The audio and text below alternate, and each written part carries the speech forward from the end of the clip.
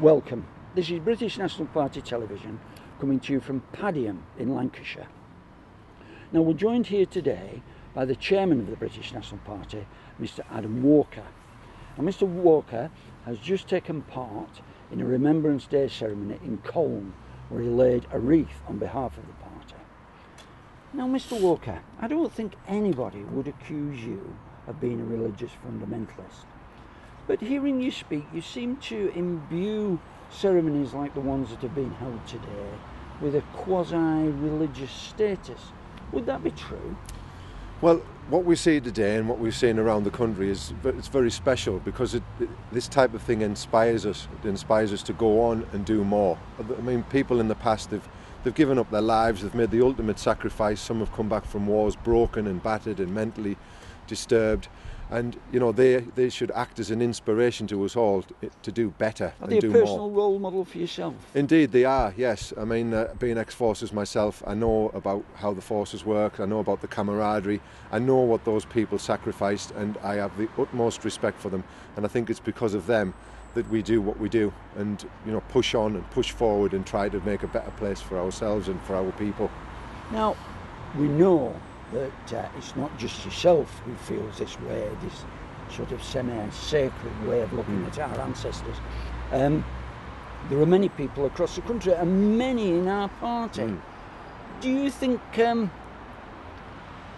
those people need to be respected, the people in the British National Party? Indeed they do. I mean, nobody gets involved with the British National Party for promotion. That's true. Well, they don't. They don't. It's you know, we get involved with the party for the very reason that we believe in our culture, our tradition, our history and our heritage. And so many of our members have given up so much. We've got Councillor Dawn Charlton, for example. I mean, she's been taken to court 3 times now by the Labour Party for having the audacity and the temerity to stand up to them. We've got Reverend West, who's currently in front of the Teacher and Leadership College, who's been accused of making comments that are derogatory towards Islam in a religious study lesson. But so we're there on the coalface and we're making sacrifices on a daily basis to make things better. And our people do serve, don't they? Because the memorial behind us indeed is at such a high standard because of a British National Party Indeed, yeah. Sharon Wilkinson here in Padiham, she secured funding to make this memorial better.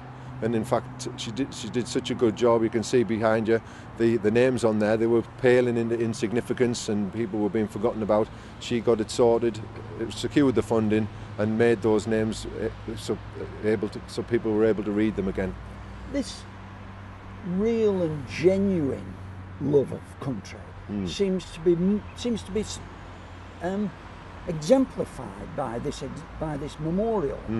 The politicians, our politicians seem to think of Remembrance Day as just like the sort of thing you do every year, like wearing a paper hat at Christmas. And the fact that they let this memorial go into such disrepair proves that where it was a British National Party candidate that got it indeed restored. And it also proves that you know, as councillors we can make things happen, and that's really important. People shouldn't forget that.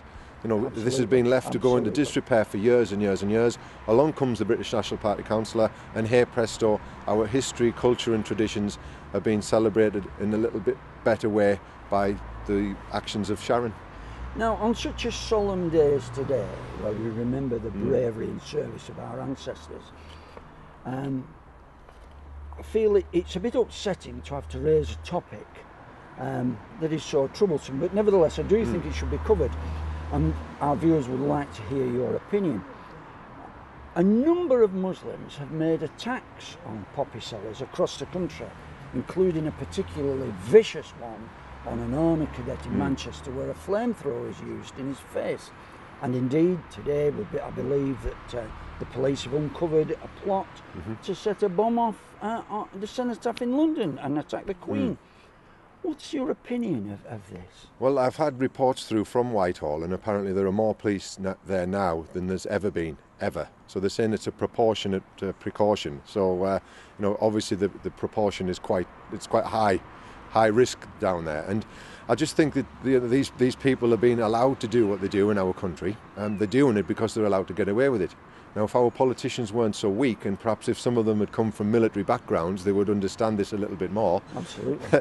Then we wouldn't have these problems. But these people are only doing what they're allowed to get away with. We mustn't forget that. But why do you think they want to desecrate something which is so sacred to so many people? What do you think their purpose is? I think the purpose is to break us as a race and nation. I think they're trying to destroy us. I think that they're doing that because they're allowed to do it. I think our politicians need to remove themselves from the process. I think they need to get themselves away from these foreign wars where lots of innocent men, women and children are killed for nothing. And I think we just need a divorce from Islam, whereby we leave their countries and they leave ours. It's as simple as that. It's not difficult, it's quite easy really. And I think on that very profound note, a very interesting sentiment, I'd like to thank you for speaking to us today. Thank you very much. Thank you to our viewers for watching.